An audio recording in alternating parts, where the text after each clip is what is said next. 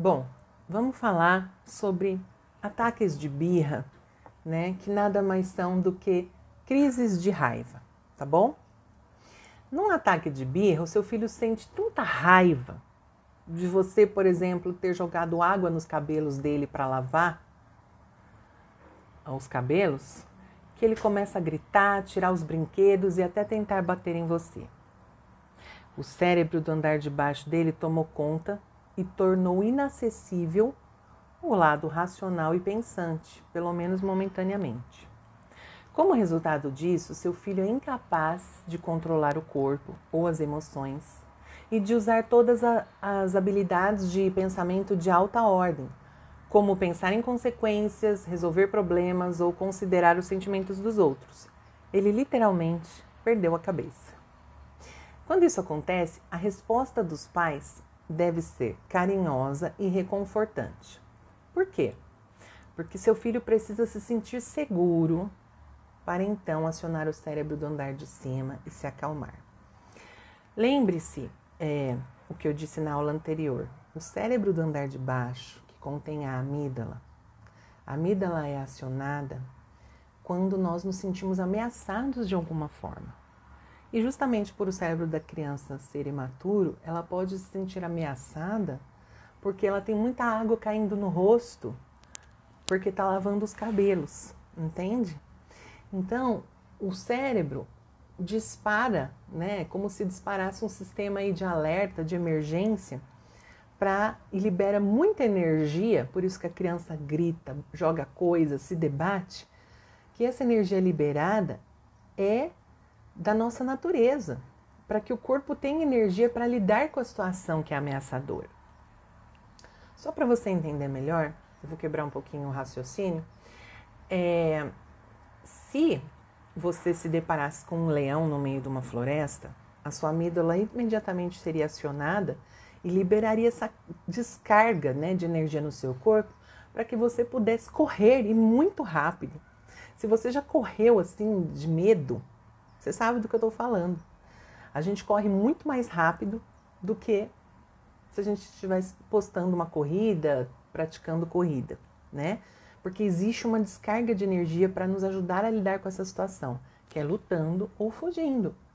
Então, nessa situação, ou você teria muita energia para lutar com esse leão, né, e garantir a sua sobrevivência, ou para você fugir desse leão e também garantir a sua sobrevivência. Então, isso é um mecanismo biológico, né, extremamente importante e que ajudou a espécie humana a sobreviver até hoje, tá bom? Então, essa reação de raiva que o seu filho tem, você tem que enxergá-la não como uma falta de respeito. Essa é a visão do adulto e do adulto desinformado, tá? Você tem que entender o que está acontecendo. Então, ele se sentiu ameaçado pela água que caiu no rosto dele? Pode ser, porque a gente está falando de um cérebro que está em desenvolvimento. Se você vem com agressividade, com ira, com castigos, com punições, o que você está fazendo? Você está jogando mais lenha na fogueira ainda. Você está dizendo para esse cérebro, olha, continue aí, cérebro do andar de baixo, porque a situação é perigosíssima, entende? Então, por isso que a sua atitude tem que ser carinhosa e acolhedora, para que o seu filho se sinta seguro. E então, sim, a partir do momento que ele se sente seguro, o cérebro do andar de baixo se acalma e reativa o cérebro do andar de cima. Então, conecte-se com seu filho, ajude-o a se acalmar.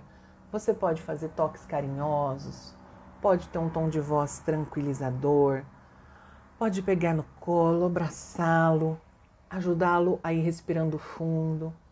E se você mesma for respirando fundo, a criança vai sincronizando com você, mesmo que você não diga nada, é uma reação natural. A criança sincroniza com o seu estado emocional, com o seu estado físico, né? Então, se você se mantiver calma, positiva, respirando lentamente, a criança vai te acompanhar e vai levar um tempo e aí ela vai estar mais calma, né?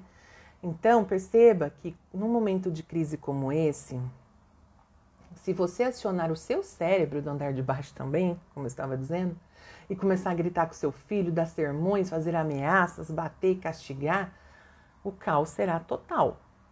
Você vai deixar seu filho com ainda mais medo, o que aciona o cérebro do andar de baixo novamente. E, no final, vocês dois estarão machucados, esgotados e magoados. Lembre-se que você é quem tem o cérebro maduro da relação, não a criança. Portanto, a maior responsabilidade é sua em administrar as suas emoções, buscar meios para controlar o seu cérebro do andar de baixo e usar o seu cérebro do andar de cima para resolver a situação de maneira firme e respeitosa, com você e com seu filho. Também perceba que não faz sentido nenhum, num momento de crise como esse, falar de consequências ou de comportamento adequado. Seu filho simplesmente não consegue processar nenhuma dessas informações enquanto ele está no meio de um ataque de birra do andar de baixo. Porque essa conversa exige que o cérebro do andar de cima esteja funcionando, sendo capaz de escutar e assimilar informações. Se você já tentou falar com o seu filho num momento em que ele está com raiva, você já deve ter percebido que ele parece não processar nada do que você diz. E as suas palavras entram por um ouvido e saem pelo outro. É literalmente isso. Suas palavras não podem ser processadas enquanto o cérebro do andar de cima estiver desativado. Portanto, sua principal e primeira tarefa em momentos de crise sempre será ajudar o seu filho a acalmar a amígdala. Como se faz isso? Ajudando a se sentir seguro. O que traz segurança? Você. Seu colo, seu carinho, sentir-se acolhido por você, visto, compreendido, ajudado, apoiado. Lembra de quando seu filho era bebê? Só de ouvir a sua voz ele já se acalmava. Só de sentir o seu toque às vezes já parava de chorar. Dormia só no seu colo. Tudo isso porque você é o porto seguro dele. Ou pelo menos deveria ser. Se seu filho tem medo de você, pode ser difícil ajudá-lo a se acalmar. Por isso, também as práticas de punição e castigo estragam a relação com os filhos de uma maneira muito profunda, porque eles passam a ter medo de nós, das nossas reações, dos nossos castigos. E aí não podemos ser porto seguro, nem agora, nem quando forem adolescentes e adultos. Mas mesmo que essa seja a sua situação atual, se você seguir todas essas orientações que eu estou te dando nessa aula e nesse curso, você pode mudar esse jogo. Eu usei os ataques de birra para ilustrar o que acontece com o cérebro do seu filho, mas isso não se limita apenas aos ataques de birra. Toda vez que seu filho se sente com medo, assustado, ameaçado, com raiva, triste, magoado e etc., ele está com o cérebro do andar de baixo funcionando e com o cérebro do andar de cima desativado. Por isso, nessas situações, o primeiro passo sempre será ajudar o seu filho a se sentir seguro e não pôr mais lenha na fogueira, reprimindo e condenando o comportamento dele. Lembra do que eu falei na aula anterior? O primeiro passo é mostrar que você não vai reprimi-lo, condená-lo, castigá-lo, porque ele está expressando a raiva dele, expressando a ira dele, né? E o segundo passo é ajudar o seu filho a se acalmar, respirando fundo, se distraindo, dando risada, tudo isso ajuda a relaxar. Somente depois que o cérebro do andar de cima voltar à cena é que você poderá lidar com o ocorrido, usando a lógica e a razão e resolvendo a situação. Aí sim você poderá conversar com o seu filho e dizer coisas do tipo: você não gostou do jeito que eu lavei seu cabelo? Você tem alguma sugestão de como podemos lavá-lo da próxima vez? Numa próxima vez, ao invés de chorar e gritar, que tal você me dizer: mamãe, não quero que você lave meu cabelo desse jeito, está doendo. E aí a gente pode tentar fazer de uma maneira diferente. É aí que você vai dizer: filho, não gostei da maneira que você falou comigo. Numa próxima vez, que tal você falar dessa e dessa forma? Percebe? Aí sim, nesse lugar mais receptivo, você poderá falar sobre os comportamentos adequados e inadequados e sobre possíveis consequências. Por exemplo, sei que você estava muito bravo com a água batendo no seu rosto, mas não é legal bater quando estamos bravos.